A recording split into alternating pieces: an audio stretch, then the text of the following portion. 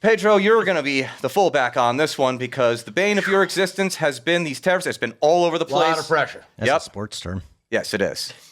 And also, it's a dated sports term because no one really uses a fullback anymore. No, that's because of the tariffs, right? Yes. It is because of the tariffs. That was the first thing to suffer.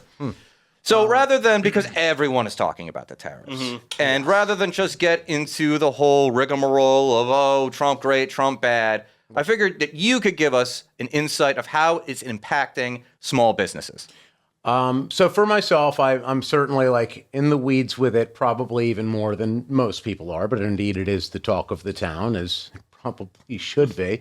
So for myself, having a quintessential small business in the U.S., I deal a lot, and basically it's all consumer goods that we sell. So it's like stuff that we design.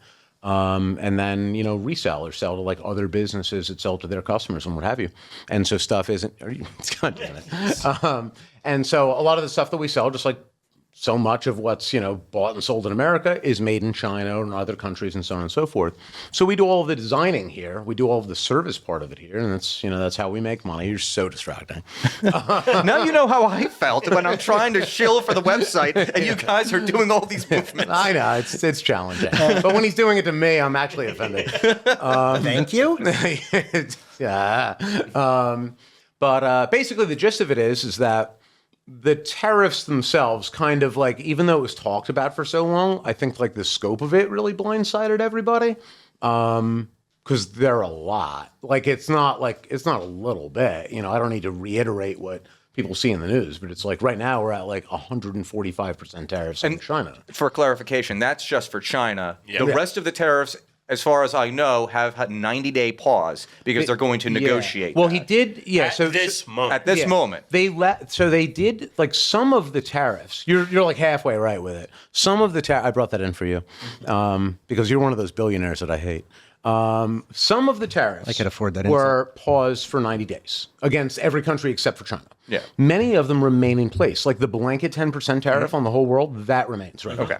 Right. So in other words, like the tariffs are still for everybody so much higher than they were. And for China, they're just like absolutely insane. My perspective on it, like the political angle, is that it's just like a pissing contest, basically. I'm not paid enough or qualified enough to comment on the nuances of that. What I can say from the perspective just as like being somebody who's involved in, import-export, it's completely catastrophic. It more or less stops the entirety of the trade that we were doing with the rest of the world. So I can't get goods in at all. So I can't sell goods. So paying everybody who works at, like who I work with, that becomes a challenge. The customers that I work with who run businesses in the US, they're like, how can I buy shit from you? And I'm like, maybe you can't, So that's more or less where we're at with it. And I just don't really, honestly, it's so difficult to add to it because it's just uncertainty. No one really knows how to proceed right now. And because it was so like wavy, where it's like, here's a tariff, I took it back, and then I doubled it and so on and so forth. It makes it so difficult to just know what the fuck you're supposed to do.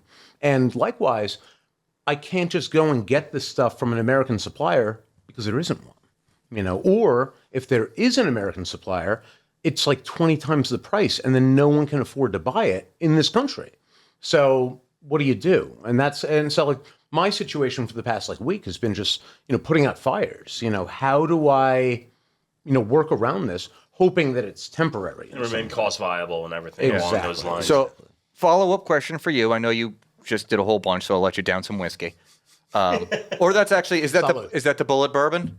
It is. Okay. Well, you definitely need it. Yeah.